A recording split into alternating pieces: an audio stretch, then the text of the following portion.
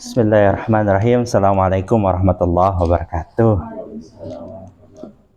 Alhamdulillahirabbil alamin alladzi allafa baina qulubina fasbahna bi ni'matihi ikhwana. Asyhadu an la ilaha illallah wahdahu la syarikalah wa asyhadu anna Muhammadan abduhu wa rasuluhu la nabiyya wa la rasula ba'da. Allahumma shalli ala alihi wa sahbihi bi ihsanin ila yaumiddin. Amma ba'd.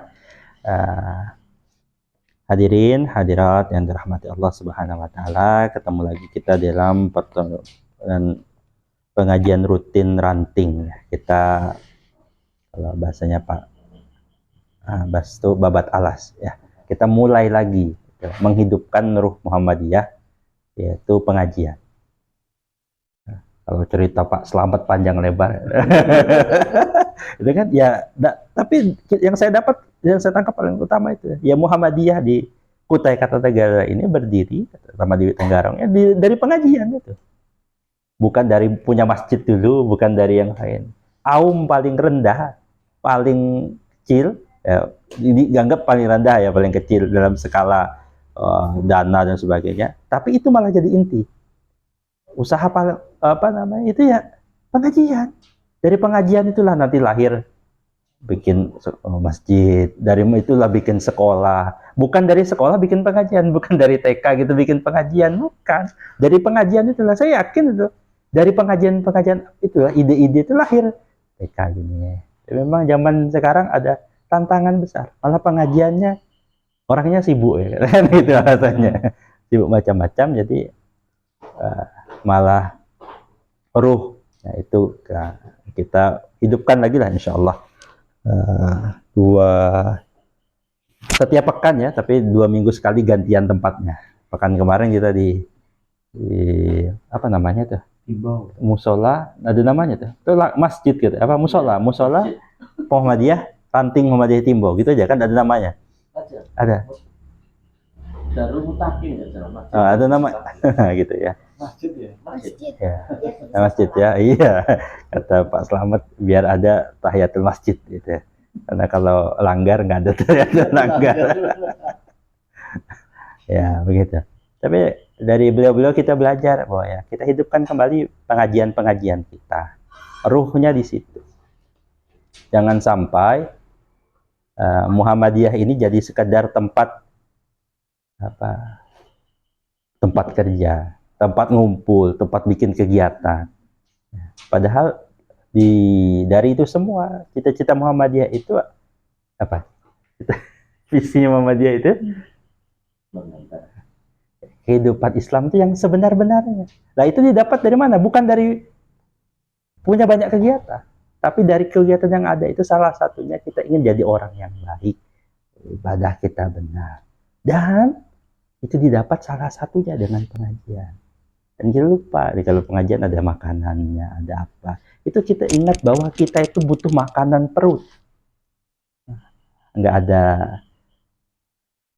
amunisinya, nggak jalan kata orang-orang. Tapi orang selalu bicara tentang amunisi fisik. Mau bangun masjid, mau bikin musola di sini, itu kita butuh dana, amunisi fisik semua. Kita mau gerak, butuh makan, butuh minum. Itu amunisi fisik. Tapi jangan sampai kita melupakan amunisi makanan hati kita. Bapak saya selalu berulang-ulang ngomong, makanan itu kan masuk dari mulutnya lewat dada dulu baru ke perut. Jadi kalau kita lebih mementingkan isi perut dibandingkan isi dada, hati kita, itu pasti gagal. Kalau mau bangun apapun, mau rame, mau cari kita kekurangan ini, kekurangan yang sifatnya fisik itu tidak akan berhasil kalau pondasinya bukan isi dada. Lalu bagaimana isi hati ini? Isi hati itu dengan majelis zikir. Apa aja majelis zikir itu? Ya berisi ibadah, dengan ibadah kita. Tapi ibadah itu nggak akan jalan kalau tanpa apa? Tanpa ilmu. Makanya ibadah yang paling panjang usianya, paling panjang, ibadah yang paling panjang itu bukan sholat. Sholat bentar. Puasa bentar. Walaupun Mas Pipit nih kuat, nggak ada puasanya habis maghrib tuh Mas, wah ntar saya kuat. Lanjut pas enggak, tetap buka, bentar saja. Tetap ada jeda makan. Itu pun puasa yang berturut begitu, itu pun hanya 30 hari. Nabi Muhammad SAW melarang sholat puasa yang terus-menerus. Ya, terus-menerus, terus-terusnya. Puasa paling top levelnya itu puasa Daud. Sehari puasa, sehari enggak. Itu pun jarang. Ada di sini yang puasa Daud. Saya pun tak sanggup gitu. Dan saya punya teman dulu. Beliau baru pulang, saya baru pulang dari Belanda, kuliah S3 di sana. Saya masih ingat betul karena kejadiannya tuh memang kalau dengar cerita itu kita ingat betul, bisa ngambil teladan. Saya ngambil teladan betul dari orang ini. Saya lupa namanya. Saya kenal akrab sama istrinya karena satu fakultas dulu. Ya, beliau ini menikah dengan seorang laki-laki yang saya salut sekali. Karena saya banyak belajar dari beliau ini. Kenapa? Karena waktu itu kita datang acara nikahannya. Jadi undang nikahannya. Pas hari nikahannya itu, dia pas jatahnya puasa. Jadi pas acara walimah itu puasa. Orang pesta makannya puasa itu. Nah, itu perjumpaan. Perjumpaan berikutnya saya datang lagi di acara walimah, teman yang lain. Dia datang sebagai tamu. Segera saya tanyakan, puasa? Ya, Mas, puasa. Jadi dia datang ke acara nikahan itu pun dalam keadaan puasa. Itu orang luar biasa memang. Jadi istiqomah dia, kelebihan beliau di sini. Tapi apakah puasa tiap hari? Tidak juga. Sehari puasa, sehari enggak. Itu sunnahnya paling puasa. Ternyata enggak terus-terusan juga. Apakah dari kecil dari bayi dia puasa? Tidak juga. Pasti sejak ya sudah mengenal, sudah paham, sudah tamyiz. Apakah nanti mungkin dia tuanya kuat? Belum tentu juga. Ada fisiknya sudah nggak kuat. Salah satu ibadah yang panjang usianya itu ada nikah. Nikahan. Jadi ibu kalau lagi kesel sama suami, jengkel sama suami, lagi apa? Itu bentuk bagian dari ibadah. Proses pernikahannya itu kan ibadah. Ada ujiannya, ada ininya, ada masalahnya. Ingat kalau itu ibadah. Jadi salah satu ibadah yang panjang urusannya itu pernikahan. Tapi ada yang lebih panjang dari itu. Apa itu? Menuntut ilmu. Minal mahdi ilal lahdi. Dari buayan sampai liang lahat. Faridatun ada kulli muslim wa muslimatin. Wajib bagi setiap laki-laki dan perempuan, muslim dan muslimah. Sampai kapan? Sampai tak sanggup lagi. Sejak kapan? Sejak kecil ya saya kecil-kecil. Entah paham entah enggak ya. Kita mau belajar, dilatih untuk belajar. Mungkin bisa diajak anaknya. Nah banyak juga yang datang pengajian. Saya berapa kali ya isi pengajian tuh isinya mbah-mbah. Usianya 50, 40 lah paling muda. Semuanya di atas saya tuh. Ya, di beberapa tempat terutama kalau kajian subuh. Wah itu isinya. Pak Bas berapa sekarang? 55. Pak Sibit berapa? 44. Saya tahun ini 32. Isi tapi saya sering sekali ikut pengajian isinya mbah-mbah itu. Pilihannya mbah-mbah sama anak kecil betulan. Yang muda-muda tengah tuh hilang. Alasannya kerja lah ya macam-macam. Tapi apakah yang alasan kerja, alasan macam-macam itu tidak ada kewajiban? Tetap kewajibannya. Oh kan kewajibannya cari cari uang, cari nafkah. Iya, itu kewajiban. Tapi tetap cari ilmunya. Ya tidak harus datang di pengajian yang ya sebisanya dimaksimalkan. Tapi cari ilmunya itu tetap wajib. Seorang yang jadi suami wajib punya ilmu tentang suami. Istri wajib punya ilmu tentang istri. Salah satu yang sering jadi masalah saat ini adalah suaminya mau kemana, mau ini, mau itu. Ya, nih, saya dikritik buat kita semua. Bisa jadi saya melaksanakan tentang istri.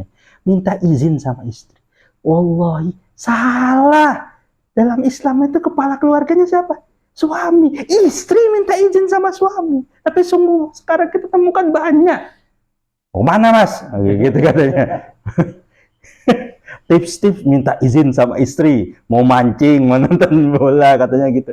Minta izin sama istri. Allahu Akbar. Konsep pernikahannya salah.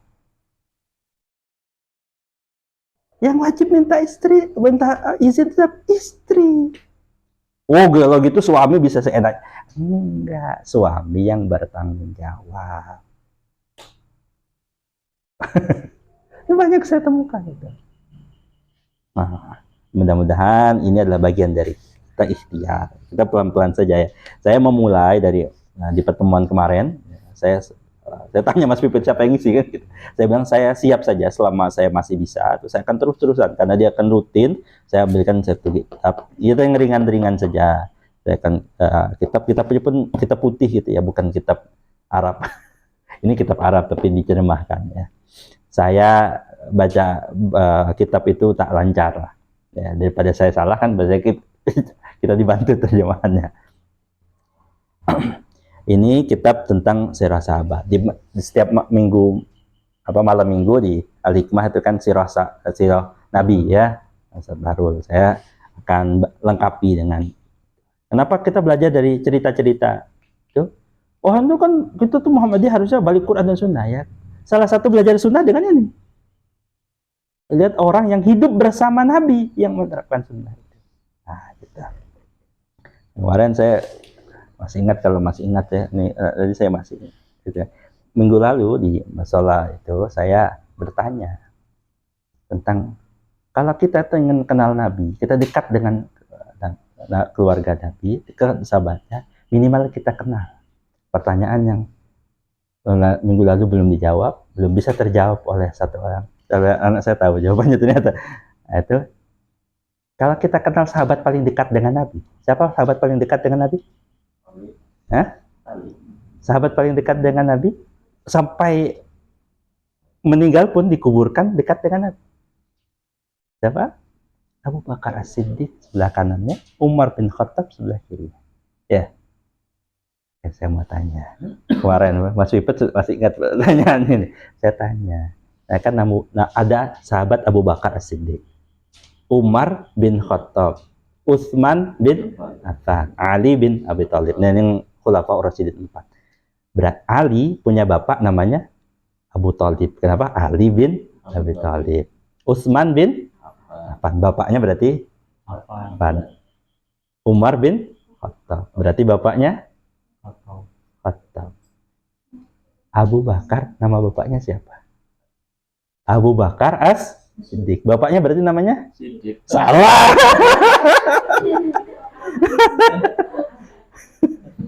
Nah, siapa nama bapaknya? Nah, ternyata nggak ada, nggak banyak Ustaz dikenal di kitab-kitab. Ya, memang tidak disebut. Ternyata kita nggak sebegitu dekat dengan sahabat Nabi. Nama bapaknya sahabat Nabi satu itu aja tak familiar kita.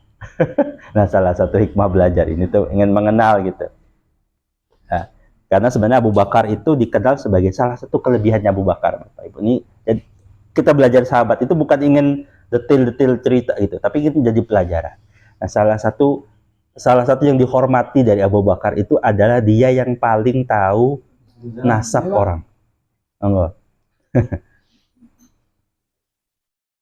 Khalifah Abu Bakar itu orang yang paling hafal nasab. Dia kalau ketemu orang dia tahu, oh Mas Pipit ini anaknya siapa? Oh Pak Basuki ini bapaknya siapa? Dia punya om di sana, dia punya keluarga di sana sampai ini. Abu Bakar itu waktu zaman salah satu orang yang paham nasab banyak orang. Jadi kalau orang tanya tentang itu, dia akan bisa ceritakan. Cuma qadarullah bahkan nasabnya pun kita nggak hafal. Nih, coba hitung kita. Kalau kita nih orang yang budaya Indonesia tidak terlalu akrab dengan nasab. Pak Bas bisa menyebutkan ke atas berapa, Pak? Bin Pak Basuki bin 3. eh? Iya, Ya. 3. Sudah di atasnya enggak tahu. Coba, Pak, nama kamu siapa? Ibrahim Afif Abdullah bin Muhammad bin Khalis Al-Hadi bin Untung bin Tankub bin Kardim bin Diten. 6. Nah, Itu pun stop dulu namanya. Karena saya tahu kata saya pun mentok di situ. Ya, tapi itu saya ngajarkan dalam Islam salah satu yang itu adalah nasab. Islam itu menjaga nasab. Hizbun. Abu Bakar ini namanya adalah, nama aslinya bukan Abu Bakar. Dia punya gelar namanya Atik. Atik itu sang pembebas. Nama aslinya ternyata Abu Bakar itu kan nama kunyah. Orang Arab itu suka ada nama gelarnya. Paling rendah adalah biasanya paling sering dipakai maksudnya adalah nama anaknya, anak pertamanya. Kalau ini anak saya namanya Ibrahim, makanya saya dipanggil Abu Ibrahim, bapaknya Ibrahim. Kan kita sering gitu ya, bapaknya ini, si ibunya ini kan gitu, sama kayak gitu. Abu Bakar. Ini nama kunyah, nama sebutan saja. Nama aslinya namanya Abdullah. Dia punya bapak namanya Abu Kuhafah. Sampai selesai ya, pengajian ini selesainya kita tahu nama Abu Bakar. Jadi ilmu kita nambah, minimal nama. Nama Abu Bakar itu aslinya namanya Abdullah. Abdullah punya bapak, nama kunyah bapaknya siapa, Pak? Abu Kuhafah. Abu Kuhafah. Abu Kuhafah ini nama aslinya Utsman. Jadi Abu Bakar itu nama aslinya Abdullah bin Utsman. Ilmu nambah ya. Minimal kalau ada guru TK ngajarkan ini, kenalkan tuh nama Abu Bakar kepada Abu Bakar bin Abu Kuhafah, ya, nama aslinya Abdullah bin Utsman. Abdullah itu Abu Bakar, Utsman itu Abu Kuhafah. Nah, gitu. Jadi kita belajar mengenal lebih dekat. Kenapa? Karena ini para sahabat ini yang berinteraksi dengan Rasul. Kalau kita ingin kenal Nabi, Nabi itu nggak akan sanggup kita mengenal lagi lengkap kalau kita nggak lihat interaksi Nabi dengan sahabat. Dengan bicara tentang sirah sahabat itu kita lihat bagaimana interaksi Nabi dengan. Contoh ya sebagai penutup ya, karena kita tadi terlambat karena menjelang Isya, mungkin nanti ada yang mau disampaikan juga. Abu Kuhafah, siapa Abu Kuhafah? Bapaknya Abu Bakar. Itu masuk Islamnya belakangan. Jadi udah tua renta. Qadarullah, jangan pernah berhenti untuk dia datang bapak itu pengajian malas Pak seumur hidup ya, tapi bisa jadi nanti di ujung hidup. Nah, Abu Kuhafah itu orang sudah tua renta masuk Islam. Cuma kita lihat nih bagaimana seorang sahabat Nabi yang namanya Abu Bakar ini paham betul hatinya Nabi. Jadi Abu Bakar itu bawa Abu Kuhafah itu ke rumah Nabi. Kata Nabi, harusnya aku saja ke sana. Ini sudah tua renta, udah buta waktu itu, mohon maaf. Sudah buta matanya karena saking tua itu. Tidak lagi melihat Abu Kuhafah itu. Kata Nabi, harusnya aku saja ke sana, Bu. Enggak apa-apa, enggak masalah. Kata Abu Bakar, tidak. Ya. Lalu ada urusan apa? Kata Abu Bakar, ini ayahku Abu Kuhafah ini mau masuk Islam. Itu untuk membaca syahadat. Nangis Abu Bakar. Kata apa? Karena bapaknya masih Islam? Bukan. Karena dia sedikit melihat perubahan raut muka Nabi. Sedikit saja tuh. Orang kalau sudah sangat dekat tuh, raut mukanya berubah saja ya. Suami-suami itu melihat kalau istrinya tiba-tiba nadanya berubah. Ya. Itu kan tahu ya, kayak kira-kira begitu. Tahu betul raut Nabi itu ada sedih. Ada senang, ada sedih. Kenapa? Abu Bakar tahu betul bahwa Nabi Muhammad itu teringat dengan orang tua yang mengurusnya, pamannya. Siapa? Abu Thalib. Abu Thalib itu sampai tuanya tidak masuk Islam. Padahal begitu dekat. Orang yang begitu dekat melindungi Nabi, mengurus Nabi dari kecil. Setelah meninggal ibunya, dirawat kakeknya Abdul Muttalib. Nanti habis itu meninggal lagi, dirawat. Sepanjang itu yang ngerawat siapa? Abu Thalib. Tapi masuk Islam? Ya, ketika Abu Kuhafah itu Mas Islam, Abu Bakar ngomong, ya Nabi, bahkan aku rela kalau keimanan bapakku ditukar dengan keimanan Abu Thalib. Saking dekat. Nah, tuh, sedekat itu. Nah, jadi kalau punya sahabat, salah satunya levelnya begitu. Tahu perubahan sedikit saja. Suami istri itu kan orang paling dekat dalam urusan keluarga. Nah, gimana kita berinteraksi dengan itu juga. Dia belajar. Kalau istri mulai ini, wah ini nih. Memang susah ya bapak-bapak ya. Memang mengerti ibu-ibu itu susah. Karena ibu-ibu itu pun tak mengerti ibu-ibu yang lain gitu. Ya, cerita Ustadz Salim tuh ya, ceritanya lewat lagi jalan naik motor, lihat tempat makan. Ya, si istri nanya, Mas lapar? Jawab enggak. Suami jawabnya jujur ya. Iya. Suami itu jawab enggak, si kenyang. Lewat lagi, itu ada makanan. Lapar Mas? Enggak. Sampai rumah istrinya pucet, itu segera masak mie instan ya, cerita gitu. Kenapa kelaparan dari tadi, kenapa nggak bilang ya? Itu sudah bilang tuh. Nanya lapar tuh udah dianya. Memang memahami itu saya, tapi itu ya kita belajar ya, seni berinteraksi. Jadi memahami Nabi bisa jadi memahami dari apa. Jadi ketika sebagai penutup ya, ketika Nabi Haji Wada itu, dan ceritakan ada cerita di sini. Ketika Nabi berkhutbah itu, semua itu Abu Bakar nangis. Semua dengarkan baik-baik. Abu Bakar nangis betul. Ketika turun ayat salah satunya tentang yauma akmaltu lakum dinakum, sudah hari ini sempurnakan untuk kalian agama kalian. Ketika ayat itu turun, Abu Bakar nangis betul. Karena mungkin kita bahagia. Kenapa Abu Bakar menangis? Abu Bakar tahu betul, kalau sudah selesai agama ini, berarti Rasulnya sudah tidak dibutuhkan lagi oleh Allah. Tandanya apa? Allah akan segera panggil Nabi Muhammad. Yang tahu betul siapa? Abu Bakar. Kira-kira begitu. Ya nanti saya akan teruskan membaca ini sampai selesai, mudah-mudahan entah kapan selesai. Pengajian itu kan gitu, kapan selesainya. Saya dulu hampir tiap minggu ngisi. Saya dulu tinggal di Spontan sana. Saya selesai 2 kitab kalau tidak selama 2 tahun tuh. Selesai cuma 2 kitab. Tiap minggu dulu saya mengisi pengajian. Ya, kita pelan-pelan saja isi pengajian itu begitu. Ya, kadang bosan, kadang apa ya, nikmati saja. Kadang sama kayak makannya. Kadang makan tuh suka enak ya. Tapi makan 10 kali gitu, bosan juga 10-nya kan. Gitulah. Tapi kita tetap butuh makan, kan gitu. Tetaplah, mudah-mudahan ini bagian dari kita mengisi isi dada setelah kita sibuk dengan isi perut kita. Toh habis pengajian itu ada juga isi perutnya dapat kan gitu. Ini udah ngelirik dari tadi. Allahu a'lam bishawab. Demikian, mudah-mudahan ada manfaatnya dari saya. Mohon maaf sebesar-besarnya. Billahi taufiq wal hidayah. Assalamualaikum warahmatullahi wabarakatuh.